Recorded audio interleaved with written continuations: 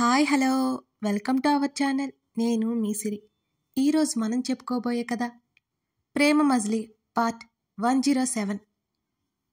స్వర మాత్రం ఏకాడికి పూజను అక్కడి నుంచి పంపిస్తే బాగుపడుతుందని అనుకుంటూ ఆ బాధ్యతని తన నెత్తి మీద వేసుకుంది. కానీ పూజ పన్నిన పన్నాగం ఎవరికీ తెలియదు కదా. ఎంత పెద్ద ముప్పు రాబోతుందో పాపం స్వరకి అసలే తెలియదు. ఆ రోజు కూడా రానే వచ్చింది. కునాల్ నార్త్ ఇండియన్ కాబట్టి వారికి తగ్గట్టే సంగీత ఏర్పాట్లు జరుగుతున్నాయి. కునాల్ వాళ్ళ రెంట్కి ఉంటున్న బంగ్లాలోనే ఏర్పాటు చేశారు. మామూలుగా అయితే పూజ ఒప్పుకునేది కాదు, కానీ ఇప్పుడు తనకు పెద్ద ఉపయోగం ఇది. స్వర అక్కడికి అవసరమా మనం అని అడిగాడు అనిరుద్ విసుగ్గా. ప్లీజ్ అన్ను అని అతని గడ్డం పట్టుకుని బ్రతిమాలింది స్వర. కుదరదు అంటే కుదరదు, అతడు ఖచ్చితంగా చెప్పేశాడు. అయితే నువ్వు రావద్దు, నేనే వెళ్తాను అని చెప్పింది స్వర. కుదరదు. ఎందుకు? నిన్ను ఒక్కదాన్ని అస్సలు పంపను అని అన్నాడు అనిరుద్. అన్ను ప్లీజ్, స్వర బ్రతిమాలింది. నువ్వు అక్కడికి వెళ్ళి చేయాల్సిందేమీ లేదు అని అన్నాడు అనిరుద్. అతన్ని బ్రతిమాలి ఒప్పించి అతనితో పాటు కునాల్ వాళ్ళుండే ఇంటికి వెళ్ళింది స్వర. అంగరంగ వైభవంగా ఉంది అక్కడ వాతావరణం. నార్త్ ఇండియన్స్కి తగ్గట్టు ఉంది అక్కడున్న డ్రెస్సింగ్ స్టైల్. ఏర్పాట్లు కూడా అదేవిధంగా ఉన్నాయి. అన్ను భలే చేశారు కదా. అతని మోచేతిని చుట్టి తన చెయ్యి పట్టుకుని కళ్ళల్లో మెరుపుతో చుట్టూ చూస్తున్న స్వరనే చూస్తూ ఉండిపోయాడు అనిరుద్. అన్ను ఆమె పిలుపుకి ఉలిక్కిపడి ఆమె వైపు చూశాడతను. బావుంది అంటుంటే మాట్లాడవేంటి అని అంది అయోమయంగా అనిరుద్నే చూస్తూ స్వర. నేనేదో ఆలోచిస్తున్నాను. ఏంటి చెప్పు అని అడిగాడు అనిరుద్. ఈ డెకరేషన్ ఏర్పాట్లో అబ్బా భలే ఉంది కదా. ఈ పూజకి ఏం మాయ రోగం వచ్చింది?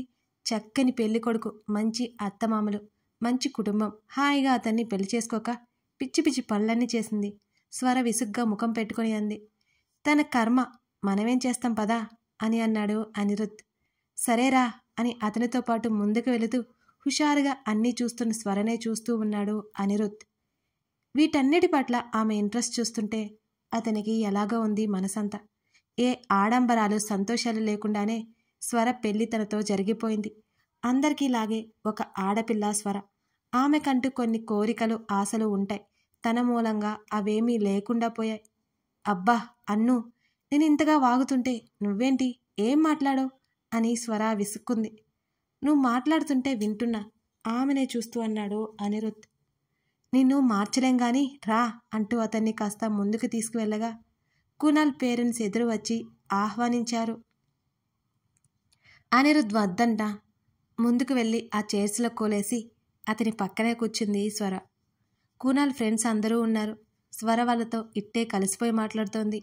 అనిరుద్ మౌనంగా చూస్తూ ఉన్నాడు. అక్కడంతా సందడిగా ఉంది. పూజ, కునాల్ ఇద్దరు స్టేజ్ మీద ఉన్నారు. కునాల్ అందరికీ పూజని పరిచయం చేసి కాసేపు మాట్లాడి ఆమెతో పాటు వచ్చే ముందు వరుసల్లో కూర్చున్నాడు. ఆ పక్కనే ఉన్నారు స్వర వాళ్ళు కూడా. మళ్ళీ పాటలు ప్లే అవుతుంటే దానికి తగ్గట్టుగా డ్యాన్స్ వేస్తున్నారు కునాల్ ఫ్రెండ్స్. పూజ ముఖంలో ఎందుకో సంతోషం, అది ఎందుకో అర్థం కాలేదు స్వరకి. ఒకవేళ నిజంగానే పెళ్ళంటే పూజ ఇష్టపడుతుందా? స్వరకి ఇంకా అనుమానంగానే ఉంది పూజ మీద నమ్మకం కలగట్లేదు ఆమెకి. చూద్దాం ఏం చేస్తుందో అనుకుంది స్వర. అక్కడ సుధామోహన్లో తెగ హడావుడి చేస్తున్నారు. కునాల్ పేరెంట్స్ చాలా మంచి వాళ్ళలాగా అనిపించారు స్వరకి. పూజ ఎంత అదృష్టవంతురాలు. చక్కటి అత్తమామలు దొరికారు. పూజకంటూ ఒక కుటుంబం ఉంది. తను పోల్చుకోవడం కాదు, కానీ అనిరుద్ అమ్మా నాన్న కూడా ఉంటే ఎంత బాగుండేది. అనిరుద్ ఎంతో సంతోషంగా ఉండేవాడు. తను ఇంకా సంతోషంగా ఉండేది అని అనుకుంది స్వర. స్వర అని అనిరుద్ పిలుపుకి తల తిప్పి అతని వైపు చూసింది ఆమె.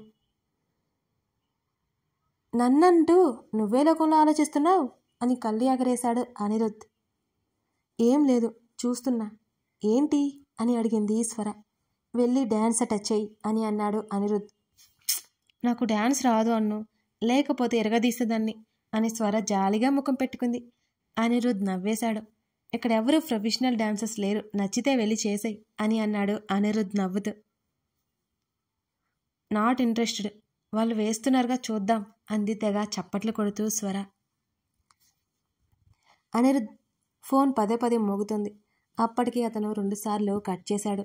ఎవరో చూడు అన్ను, ఇంపార్టెంట్ ఏమో అని అంది స్వర. అన్నోన్ నెంబర్ అని అన్నాడు. అబ్బా ఏమైంది చూడొకసారి అని అంది స్వర. లిఫ్ట్ చేసినా అక్కడ మ్యూజిక్ గొడవకి వినిపించకపోవడంతో అటువైపుకి వెళ్ళమని స్వర చెప్పడంతో లేచి పక్కకు వెళ్ళాడు అనిరుద్. ఎవరో ఒక ఆమె వాష్రూమ్ సెటో అడిగింది స్వరని. స్వర తెలియదని చెప్పినా బ్రతిమాలడంతో వేరే ఆమెని అడిగి చెప్పింది స్వర. ఆవిడ తోడు రమ్మని మరింత జాలిగా అడుగుతుంటే తప్పక అటు వెళ్ళింది స్వర. ఆ ఇంటి వెనుక ఉన్న వాష్రూమ్స్ వైపు వెళ్ళాక ఇటువైపు వెళ్ళండి అని ఆవిడికి చెప్పేసి స్వర వెనక్కి వెళ్తుంటే ఆగండి, ఇంతవరకు వచ్చారు, ఈ కొంత దూరం రాలేరా అని అడిగింది ఆవిడ. అక్కడ హస్బెండ్ ఎదురు చూస్తున్నారండి అంది స్వర విసుగ్గా ముఖం పెట్టి. ఆమె మాటలు మాట్లాడే విధానం ఎందుకో నచ్చలేదు స్వరకి. అదోలా చూస్తూ మాట్లాడుతోంది. స్వర అక్కడి నుంచి ముందుకు రాగానే ఆవిడ స్వర చేతిని గట్టిగా పట్టుకుంది. అక్కడే ఆగిపోయి వెనక్కి తిరిగి చూసింది స్వర ఆవిడ వైపు. రమ్మంటున్నాను కదా, మర్యాదగరా అని అంది ఆవిడ. ఆవిడ మాటలకి ఒక్కసారిగా మతిపోయినట్టు అనిపించింది స్వరకి. పెద్దావిడ అని జాలిపడి వస్తే అలా అంటుందేంటి అని అనుకుంది స్వర. ఏం మాట్లాడుతున్నావు అని విసుగ్గా పళ్ళు బిగబట్టి కోపంగా అంది స్వర. రావే అని స్వర చెయ్యి పట్టుకొని లాగడంతో వెంటనే ఆవిడ చేతిని వెనక్కి మడిచింది స్వర. పిచ్చి పిచ్చిగా ఉందా, పళ్ళు రాలగొడతాను స్వర సీరియస్గా చెప్పింది. స్వర అలా గట్టిగా పట్టుకోవడంతో ఆవిడ చెయ్యి నొప్పి పుట్టి తన మరొక చేత్తో స్వరని కొట్టాలని చూస్తే అది కూడా పట్టేసి ఆమె వీపు మీద గట్టిగా ఒక్కటిచ్చింది స్వర. స్వరకి ఆవిడ మీద అనుమానం వచ్చింది. అలాగే ముందుకు నెట్టడంతో ఆవిడ వెళ్ళి కింద పడింది. నాతో కాదు నీ నాటకాలు, వెళ్ళి ఆ కూజకు చెప్పు అని సీరియస్గా చెప్పి వెనక్కి తిరిగే లోపు ఎవరో నోరు మూసేసి గట్టిగా పట్టుకున్నారు స్వరని. తను ప్రమాదంలో పడిందని స్వరకి అర్థమైంది. బలవంతంగా అతనెవరో చూడ్డానికి పెనుగులాడుతూ వెనక్కి తిరిగింది స్వర. దీని మొగుడు వస్తున్నాడు. దూరంగా ఆమె కోసం వెతుకుతున్న అనిరుద్ లైట్ల వెలుతురులో స్వరకి కూడా కనిపిస్తుంటే ఆ చీకట్లో స్వర మాత్రం అనిరుద్కి కనిపించలేదు. అన్ను అని పిలవాలని ఉన్న మాట రాక చేతిని పెట్టి ఆడిస్తోంది స్వర. అన్ను ఇక్కడ ఉన్నాను చూడు. ఆమె మనసు ఘోషిస్తోంది అతన్నే చూస్తూ. క్షణాల్లో స్వరకి క్లోరోఫామ్ ఇవ్వడంతో ఆమె వాళ్ళ చేతుల్లోనే వాలిపోయింది. ఆమె కళ్ళు మూస్తూ తెరుస్తూ అతన్ని పిలుస్తుంటే అతని చెవి చేరలేదు ఆమె పిలుపు. కొన్ని నిమిషాల ముందు ఫోన్ లిఫ్ట్ చేయగానే సార్ కంపెనీలో ఫైర్ యాక్సిడెంట్ అయింది అని అటు నుంచి చెప్పగానే ఒక్క క్షణం ఉలిక్కిపడ్డాడు అనిరుద్. వాట్ కీచుగా అరుస్తూ ఫోన్ నెంబర్ చెక్ చేసుకుంటున్నాడు అతను. అది అన్నోన్ నెంబర్ అని అర్థమైంది. అవును సార్, మందులన్నీ కాలిపోతున్నాయి అని అరిచాడు ఆ అవతలి వ్యక్తి. ఓకే నేను వస్తాను అని కాల్ కట్ చేసి సలీంకి కాల్ చేశాడు అనిరుద్. సలీంకి విషయం చెప్పి ఏం జరిగిందో తెలుసుకోమని, మరో 5 నిమిషాల్లో అక్కడ ఉంటానని అతను కాల్ కట్ చేశాడు. వెంటనే తన పిఏకి కూడా కాల్ కలిపి విషయం చేరవేశాడు అనిరుద్. అది నిజమేనా, ఎవరైనా తనని పక్కదారి పట్టిస్తున్నారా అని అనిరుద్కి క్లారిటీ కావాలి. స్వర కోసం వచ్చాడు. అక్కడ స్వర కనిపించలేదు. కునాల్ని పక్కన వాళ్ళని అడిగితే లేచి వెళ్ళింది. మీ దగ్గరికే అనుకున్నాం అని వాళ్ళు అనడంతో క్షణకాలం కాళ్ళు చేతులు ఆడలేదు అనిరుద్కి. ఆ చుట్టుపక్కల వెతుకుతుండగా సలీం నుంచి ఫోన్ వచ్చింది అనిరుద్కి. లిఫ్ట్ చేయగానే సార్ ఫైర్ యాక్సిడెంట్ అయింది అని చెప్పగా అనిరుద్లో టెన్షన్ మొదలైపోయింది. వస్తున్నాను నువ్వు వెళ్ళు అని ఆర్డర్ వేసి స్వర కోసం వెతకసాగాడు అనిరుద్. స్వరా, అతని పెదవులు మనసు మెదడు ఆమె కోసం పరితపిస్తున్నాయి. అనిరుద్ వెతుకుతూనే ఉన్నాడు. కథ కొనసాగుతోంది. ఇప్పుడు స్వరని కిడ్నాప్ చేసింది ఎవరై ఉంటారు? మీరు గెస్ చేస్తే కామెంట్ చేయండి. స్టోరీ నచ్చితే లైక్ చేసి మీకేమనిపించిందో చెప్పడం మాత్రం మర్చిపోకండి. అలాగే మన ఛానల్ని కొత్తగా చూస్తున్నట్లయితే సబ్స్క్రైబ్ చేసుకోండి. Thank you.